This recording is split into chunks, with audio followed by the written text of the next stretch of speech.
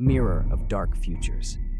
When I bought the antique mirror from a quaint little shop at the edge of town, I thought it would add a touch of elegance to my bedroom. The shopkeeper's cryptic smile and the mirror's intricate frame only added to its allure.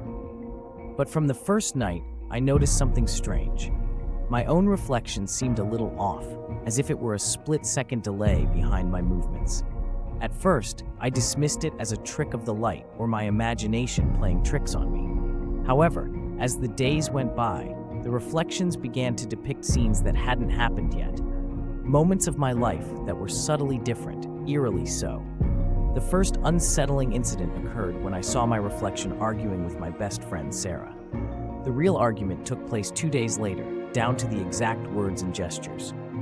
Bewildered and unnerved, I started keeping a diary, documenting every discrepancy between my life and the mirror's version. Each entry revealed a pattern. The reflection was no longer just an image, but a preview of what was to come, and the future it showed was inching closer to reality, becoming darker and more twisted with each glance. I became obsessed, spending hours watching the mirror, hoping to catch a glimpse of something I could prevent. But with every attempt to change the course of events, the reflection adapted, twisting scenarios into something more sinister. My reflection began to show me losing control, my relationships crumbling, my job slipping away, and a growing sense of isolation. One night, I saw something that made my blood run cold. My reflection standing over a body, my hands stained with blood. I couldn't tell whose body it was, but the horror in my eyes was all too real. Desperate and terrified, I tried to destroy the mirror, but it wouldn't shatter.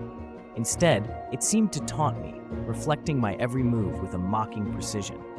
Then, one chilling night, I noticed something else. My reflection wasn't me anymore. The figure in the mirror wore my face, but with a twisted grin that didn't belong to me. It whispered promises of a life I couldn't escape, a life where my darkest fears would become reality. As I backed away in terror, the figure stepped closer, reaching out as if to pull me into its nightmarish world. And that's when I realized the mirror wasn't just a reflection of my life. It was a gateway I was doomed to enter.